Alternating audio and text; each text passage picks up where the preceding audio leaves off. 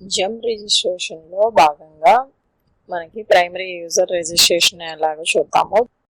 gem.gov.in site address, అందులో sign up అనేది మనం క్లిక్ చేసుకొని బయ్యర్ ఆర్గనైజేషన్ అనేది సెలెక్ట్ చేసుకోవాలి. తర్వాత మీకు నెక్స్ట్ పేజ్ లో ప్రీ రిక్విజిట్స్ ఉంటుంది.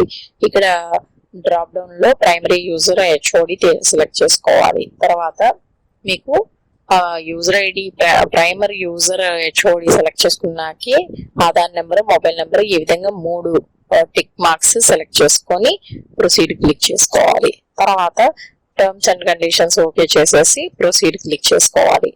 తర్వాత ఆర్గనైజేషన్ డీటెయిల్స్ లో ఖచ్చితంగా స్టేట్ అటానమస్ మాత్రమే సెలెక్ట్ చేసుకోవాలి. మిగతా డీటెయిల్స్ ఆఫీస్ నేమ్ దగ్గర మాత్రం గ్రామ పంచాయతీ అయితే గ్రామ పంచాయతీ పేరు, మండల పంచాయతీ అయితే మండల పంచాయతీ పేరు సెలెక్ట్ చేసుకొని నెక్స్ట్ క్లిక్ చేయాలి. తర్వాత సర్పంచ్ కానీ ఎంపీడీఓ కానీ ఆధార్ నెంబరు, అతని లింక్డ్ ఫోన్ నెంబరు 2 టైప్ చేసి టిక్ చేసి వెరిఫై ఆధార్ అనేది క్లిక్ చేయాలి. అప్పుడు మీకు 2 minutes లో మీకు ఓటీపీ వస్తుంది. ఆ ఓటీపీని ఎంటర్ చేసి వెరిఫై క్లిక్ చేయాలి. ఆ తర్వాత ఆధార్ వెరిఫైడ్ సక్సెస్ఫుల్లీ మెసేజ్ వస్తుంది. తర్వాత నెక్స్ట్ క్లిక్ చేసుకొని మనకి ఇవ్వబడిన ఎక్సెల్ లో గవర్నమెంట్ మెయిల్ ఐడి ఓపెన్ చేసుకొని ఉంచుకొని ఆ మెయిల్ ఐడిని ఇక్కడ మనం టైప్ చేసుకొని జాగ్రత్తగా టైప్ చేయడం కానీ కాపీ పేస్ట్ కానీ చేసి సెండ్ ఓటీపీ క్లిక్ చేయాలి. అప్పుడు ఆ మెయిల్ ఐడికి మీకు ఓటీపీ ఈ విధంగా వెళ్తుంది. వెళ్ళిన ఓటీపీని మనము ఎంటర్ చేసి వెరిఫై ఓటీపీ క్లిక్ చేయగానే ఈమెయిల్ ఐడి కూడా వెరిఫైడ్ సక్సెస్ఫుల్ అనే మెసేజ్ వస్తుంది. నెక్స్ట్ క్లిక్ చేసుకోవాలి. ఆ తర్వాత ఇక్కడ ఇంపార్టెంట్ యూజర్ క్రెడెన్షియల్స్ అన్న దగ్గర మీకు eGramSwaraj PFMS లో ఏదైతే చక్కర్ యూజర్ ఉందో ఆ చక్కర్ యూజర్ పాస్వర్డ్ అది మాత్రమే పెట్టుకోండి.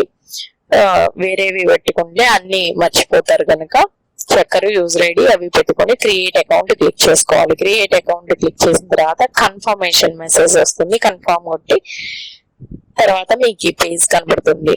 ఈ జెమ్ లో ప్రైమరీ యూజర్ రిజిస్ట్రేషన్ కంప్లీట్ అయిపోయినట్లే ఇక్కడ స్టార్ట్ హియర్ అని వస్తుంది.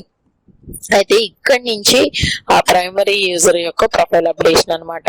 ఈ ప్రొఫైల్ అప్డేషన్ లో ఎక్కడైనా మనం ఆగినా కూడా నెక్స్ట్ జెమ్ పోర్టల్ లో మనం చక్కర్ ఏదైతే ఇందాక మనము క్రియేట్ చేసామో ఆ యూజర్ ఐడి తోటి లాగిన్ అవ్వచ్చు.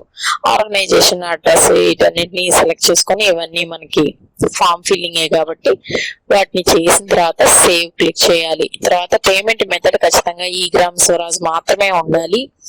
eGramSwaraj సెలెక్ట్ చేసుకొని సేవ్ చేయాలి. పర్సనల్ ఇన్ఫర్మేషన్ లో కూడా ఆ పర్సన్ యొక్క డీటెయిల్స్ పెట్టేసి are you registered for GST అన్న దగ్గర నో పెట్టి మిగతా టిక్ చేసిన తర్వాత సేవ్ క్లిక్ చేయాలి. రిఫరల్ వెరిఫికేషన్ అన్న దగ్గర మీకు LGD కోడ్ చాలా జాగ్రత్తగా మనము సెలెక్ట్ చేసుకోవాలి. 1కి 2 సార్లు గమనించుకోవాలి. ఆ గ్రామ పంచాయతీ ఇదా లేదా మండలంది LGD కోడ్ కరెక్ట్ గా ఉందా లేదా అనేది సెలెక్ట్ చేసుకోవాలి. దాని తర్వాత సేవ్ క్లిక్ చేయాలి. ఈ సేవ్ క్లిక్ చేయక ముందు ఈ ప్రైమరీ యూజర్ అప్రూవల్ కి వెళ్ళడానికి మనకి eGramSwaraj లో B-ADM లో ఏదైతే మెయిల్ ఐడి మండలం యొక్క మెయిల్ ఐడి ఉంటుందో ఆ మెయిల్ ఐడికి ఇది అప్రూవల్ కి వెళ్తుంది.